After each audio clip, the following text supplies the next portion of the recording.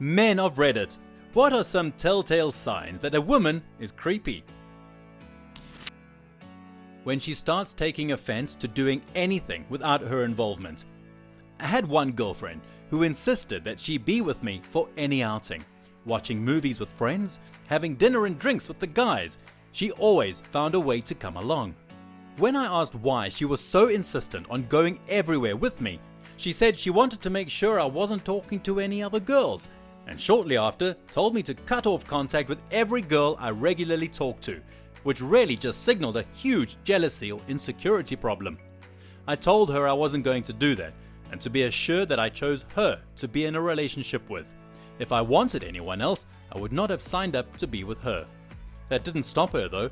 One day I went out to have a barbecue with the guys without her, and noticed on the way there and on the way home, a car was following me. It was her, making sure that there weren't any other girls I was talking to. I broke it off with her after that.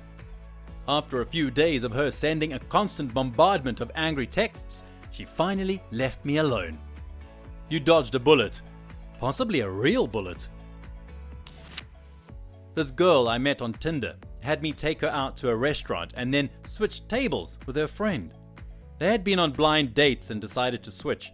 Her friend was not as attractive and I was very uncomfortable. After ordering my food, I went to the bathroom for about 10 minutes to contemplate my exit strategy.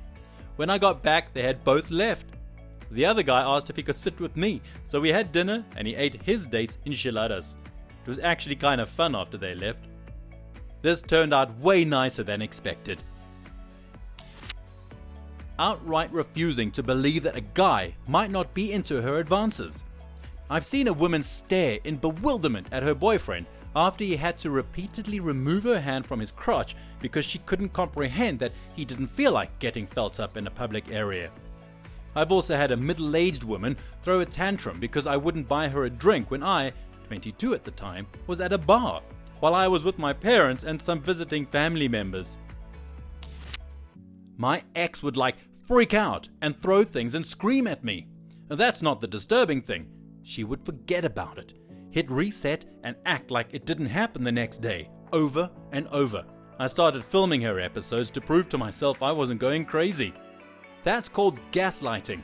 It's a form of emotional abuse, and I most often see people who are very, very insecure deep down use it.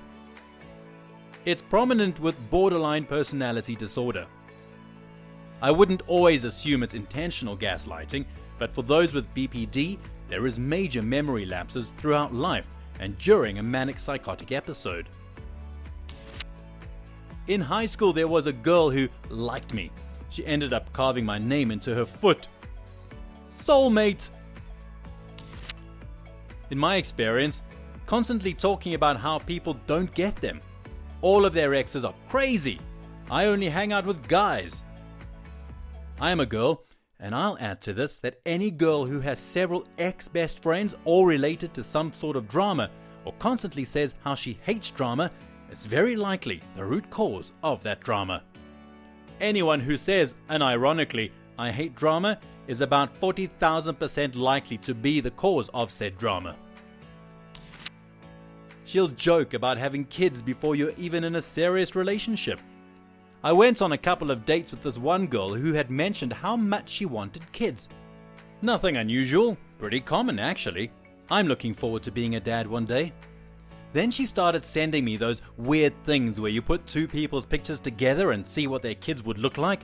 One time would be quirky, but she sent me a different one every morning for a week. I broke it off when I realized I hadn't even given her a picture of myself. That last sentence was like a horror movie. Met this girl in church group in middle school. We got to know each other because of the group, but didn't really become friends or anything. I stopped going when I went to high school and never talked to her for 3 years. She commented on an FB status I had and we got to chatting, and I agreed to hang out the next weekend. I asked if we should invite other people in our old church group since I hadn't seen any of them in a while, and she said no. I thought this was because she liked me and wanted to hang out with me, so I was flattered. I kept talking to her throughout the day. The next morning I woke up at around 10 a.m. to about 7 to 8 missed calls, 2 voice messages and countless text messages from her. I was pretty creeped out by then. The nail in the coffin was one of the messages I got was from an old friend from the church group asking me if I'd talked to that girl. I was confused how my friend knew I talked to this girl the day before. It turns out the girl started messaging my friends asking when I wake up in the morning and why I hadn't messaged her back. That went from, "Oh yeah, I'm going on a date" to nope, overnight. I had a boss who acted like I could do no wrong. She praised me and thought I was the best. Then one day, like a switch, she turned on me. She acted like I was the spawn of Satan. I don't know how I didn't lose my job. Somehow I weaseled my way out of that mess. Then I noticed she does the same thing with all her new men employees. I don't take well to obsessive praise anymore after her. Obsessive praise is never a good thing. I'm a girl. I just went on this thread to nervously check if I'm creepy. Well, are you? Surprising, but apparently not. I had a girlfriend who yelled at me for spending $9,000 on my mountain bike instead of on her. I race professionally, and I took her out to dinner at least 3 times a week and got her gifts all the time. Plus, we got to travel the world thanks to sponsors, but the one purchase for myself was just too selfish. Literally my roommate's girlfriend. He takes her out to dinner 3+ times per week, travels 50 miles every week back and forth to visit her at school, buys her jewelry and nice things, etc. Yet the one time he couldn't make it to her school for a visit, she called him to scold him for his selfishness and then broke up with him via text. The saddest part is that he drove all the way to her school that night to talk to her about it, and she fell asleep before he arrived, so he had to sleep in a parking lot in his car overnight until she woke up. Somehow they're still together. It makes me mad because he deserves so much better. When she puts a phone in your trunk on top of your spare tire to track you via GPS. I don't use my trunk, she knew that.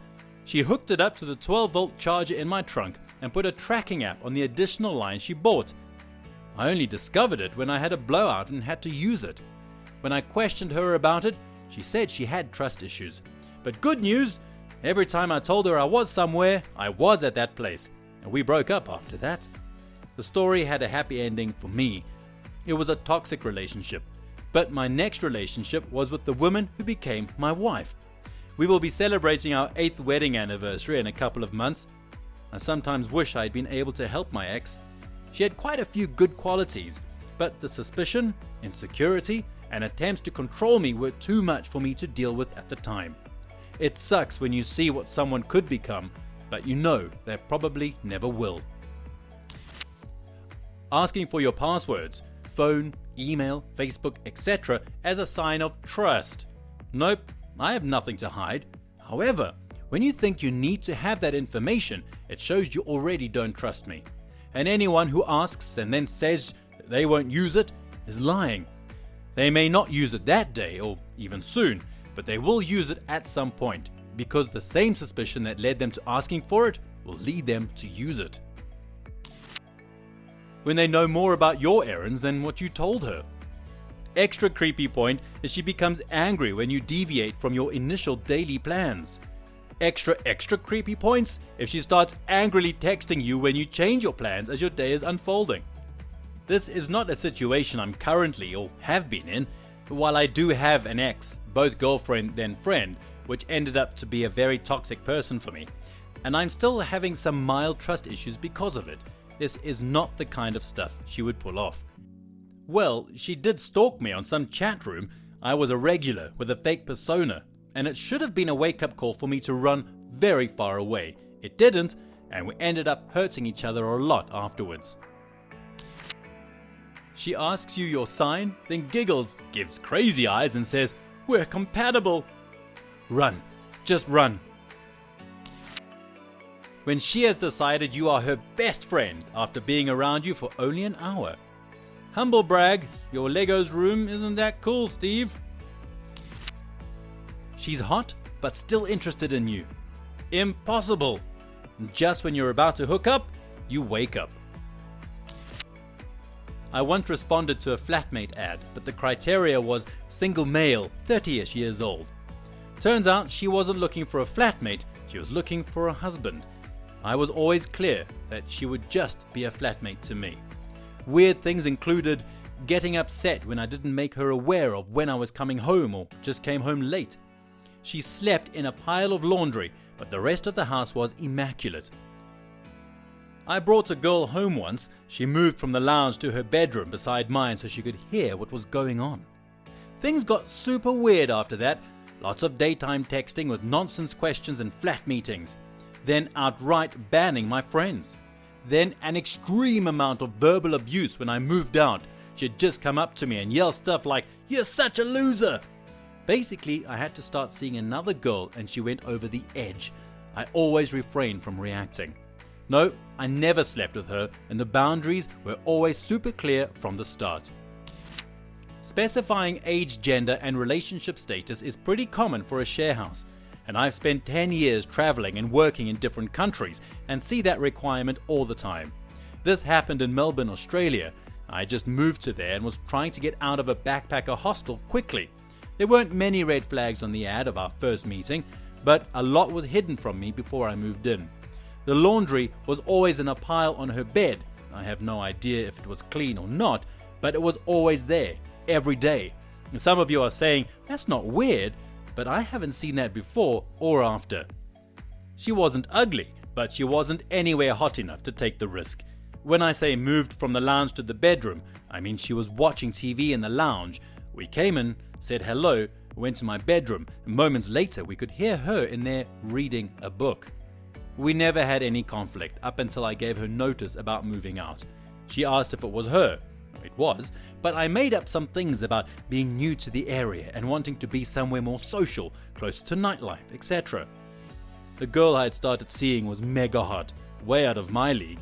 The awkwardness of bringing her to that flat surely ended that relationship prematurely.